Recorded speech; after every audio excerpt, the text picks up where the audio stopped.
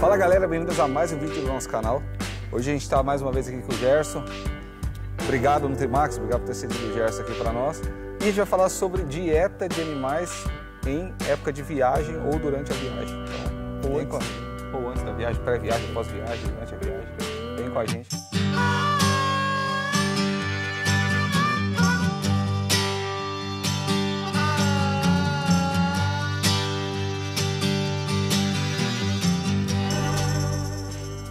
Gerson, cara, curiosidade. Cada dia que o Gerson vem é uma aula diferente. Exato. É engraçado que a gente fica assim, ó. Não, o mais legal o George, que ele já falou assim, eu falei, puta, ficou longo esse vídeo. Ele falou, não, mas puta, é interessante, né, tal. A gente tem o defeito de falar demais também, viu? Não, mas é bom. Problema. Mas é mais fácil dosar, Fala né? muito, mas tem que ver cantando também. É que o assunto que a gente gosta, né, então a tendência mais é a fácil, gente querer... E às vezes você se limitar em determinado tipo de nível de informação, você pode confundir a cabeça de quem assiste do outro lado. Ou pode então, deixar algum detalhe importante aí. Exatamente. Então a gente tenta detalhar o máximo possível dentro do tempo curto que a gente acaba tendo. Né? Ah, legal, mas vamos lá, na questão da viagem. Eu vou falar um pouco do que a gente percebe, e aí você vai me corrigindo aqui errado. Por exemplo, eu percebo o quê? Quando a gente vai numa exposição, ou numa prova de marcha, ou alguma cavalgada e tal, tem animal que durante a viagem ele afina. Ah, talvez porque estranhou o lugar, porque, enfim. Tem animal que durante a viagem ele parece que ele engorda, porque ele fica menos exposto ao exercício, porque lá ele tem uma rotina de treino e às vezes dentro da exposição ele fica preso, né, dentro de uma cocheira e tal. Essa rotina de treino, né? Exato, quer dizer, enfim. Existe essa complexidade mesmo? É normal a observação errada a minha? Existe. Existe uma resposta individual, né? Cada animal ele responde de um jeito, né, próprio dele, né? E aquele cara que terminou com a namorada, um engordou porque fica lembrando dela, o outro não come, emagreceu porque fica lembrando dela. De forma bem, é mais ou menos isso. Porque assim, tem animais que são muito mais suscetíveis ao estresse. Viagem, por melhor que você controle, que você organize, por melhor caminhão que você tenha, melhor equipe que você tenha para cuidar do cavalo, a viagem é um fator de estresse para o cavalo. Lembrando que às vezes a gente tem situação de viagem, por exemplo, tem uma exposição em Brasília. Vai ter uma exposição em Goiânia. Então, quanto maior a distância, maior o critério que você tem que ter para poder transportar esse animal. Agora, invariavelmente, num nível maior ou menor, ele está com um grau de estresse implementado para ele. Não é natural para ele. Ele vai estar submetido a um estresse.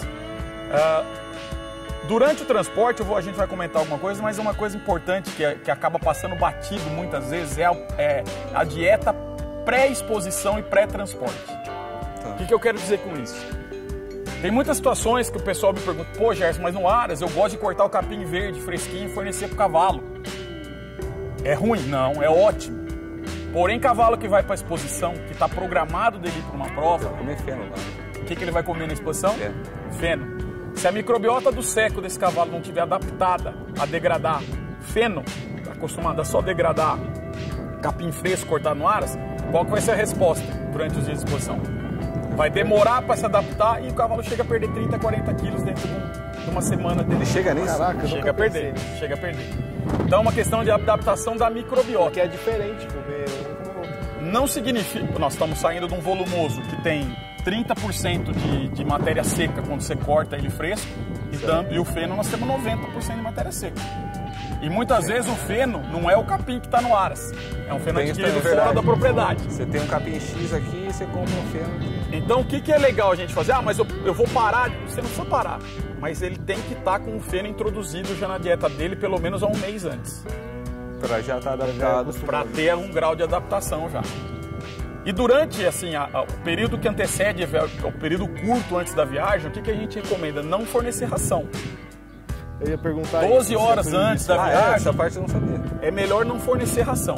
A ração, como nós falamos num vídeo anterior, o cavalo não nasceu para comer ração. Ração é complemento alimentar.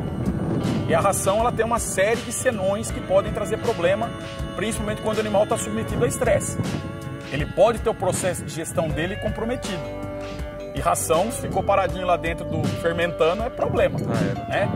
Então, o ideal, nesse período que antecede a viagem, é fornecer volumoso e durante a viagem, só volumoso e água. E avaliar sempre o grau de hidratação desse cavalo. durante esse transporte. De forma simples, né? Pinça o couro para ver se está voltando rapidinho ou não a pele do cavalo, se tem uma retração adequada, tá bem hidratado ou não, porque muito cavalo não bebe água durante a viagem também.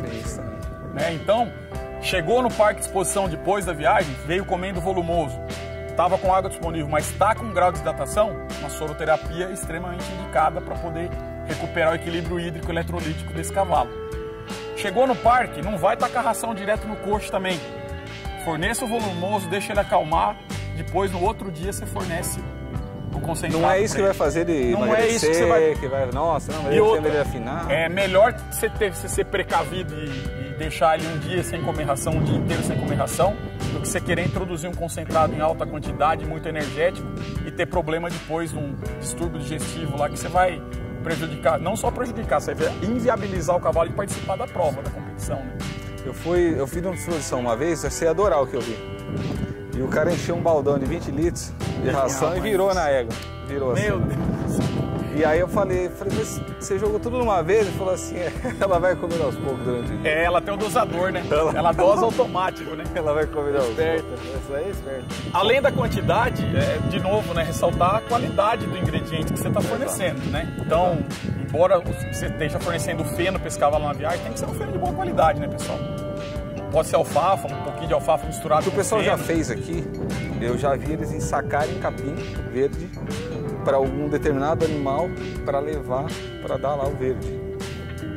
Dá certo em parte também, até o terceiro dia. Porque depois perde a qualidade. Porque depois esse capim vai desidratando. Mas era uma solução regional. Era pertinho. Dava 3 dias. Não é o ideal também, tá? Porque vai ter alteração da propriedade, das características químicas e físicas. Fresco é fresco mesmo. Fresco é fresco mesmo, cortado no dia, com aquela característica própria do volumoso naquela situação. E o feno é outro tipo de... é uma conservação da forragem, né? Existem outras formas de conservação de forragem, inclusive, que a gente nem indica para cavalo. E não é nem que o animal de pista não vai poder comer o capim fresco, mas você mencionou da questão da adaptação. Isso. Valeu. Obrigado. Show. O que você mencionou é um mês antes, de repente, já ir preparando aqueles animais que vão para a exposição, você já mudar um pouco a dieta deles. Porque outra coisa que acontece, a gente vai falando que é um tema sobre transporte, mas a gente acaba lembrando de alguns pontos, né, de algumas conversas do dia a dia que a gente lembra, né? Muitas vezes eu escutei, eu vou mudar a ração do cavalo, eu preciso fazer a adaptação da ração para adaptar a flora do cavalo à ração. Já escutaram isso, né? Já. Precisa misturar, né, a ração. Cara. É verdade isso, gente? Ou é mentira? Pela sua cara, não. Isso é verdadeiro por bovino, pro ruminante é verdadeiro. Que tem um rumen na entrada do trato digestivo, e aí as microbiotas do rumen estão logo ali na entrada. Então você precisa fazer a adaptação, seja do volumoso, seja do concentrado. Você está adaptando a microbiota ruminal. Aonde que está o seco do cavalo? Lá atrás no trato digestivo. Para que eu preciso adaptar a microbiota do seco se nem ração tem que chegar lá? Se ela tem que ser digerida pré-secal. Tá. Então ração, a gente faz às vezes a adaptação por uma questão do cavalo realmente comer. Palatabilidade para ele comer. Mas não tem nada de adaptar a microbiota do cavalo à ração nova. Já o volumoso, aí sim a gente tem uma verdade.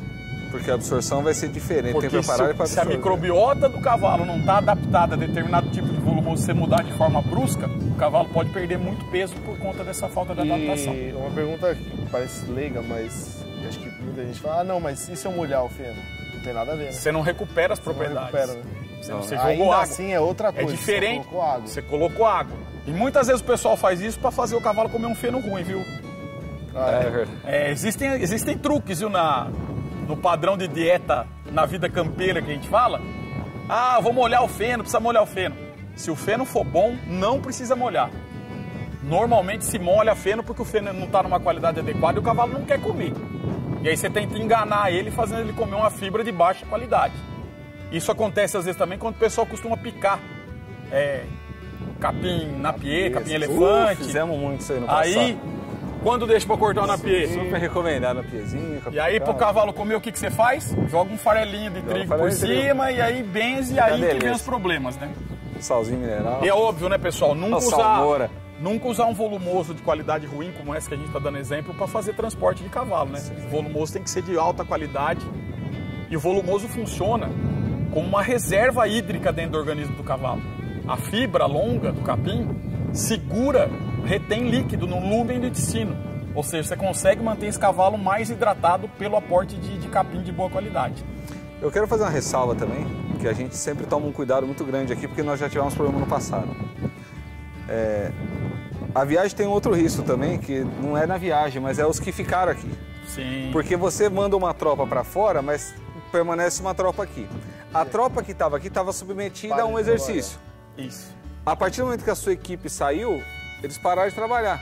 Só que eles estão sendo... Você tem que ajustar a dieta para a nova realidade deles. Porque naquele período, você vê, o Manacional está falando que às vezes o pessoal fica 15 dias fora. 15 dias fora. Se você mantiver a dieta dos cavalos que ficaram tacando energia, tacando proteína, mandando energia, a chance de dar problema é enorme, né? Então a gente tem que fazer esse ajuste, se downgrade, né, nutricional, sim, baixar os níveis da dieta nesse período, para a gente não cometer nenhum quadro de overfeed.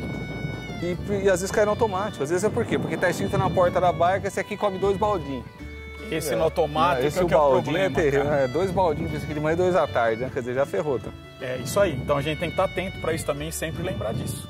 Galera, olha eu volto a repetir, olha o nível de detalhe, olha o nível de questões críticas e que podem comprometer e podem, assim, trazer consequências drásticas aí para o seu criatório. E vai vir muito mais conteúdos desse tipo aqui no canal, né? Exatamente. Então fica atento. Então, se o cara não quiser perder, a primeira coisa que faz é ativar o sininho aí, certo? É se inscrever. Ativar o sininho, você está inscrito antes. Por favor, gente, se inscreve no canal. Ativa o sininho. Segue nas redes sociais, que é extremamente importante. Tem muita coisa que é compartilhada lá. Os stories são diários, né? Publicações diárias no nosso Instagram. Os nossos stories do Instagram, para quem não nos segue lá ainda, é o dia a dia aqui do Aras, né? A nossa querida Maria Eduarda, que faz cuida disso aí, ela faz com o maior carinho. A diretriz que ela tem é justamente passar toda a nossa realidade aqui dentro do dia a dia lá para os nossos stories. Para falar a verdade, eu às vezes olho os stories para ver o que está acontecendo aqui. Exatamente. Então, fiquem ligados. É isso aí. Galera, continua com a gente. Obrigado, Gerson. Obrigado a vocês, mais uma pessoal. vez. Valeu. Obrigado pela parceria pessoal. E tamo junto.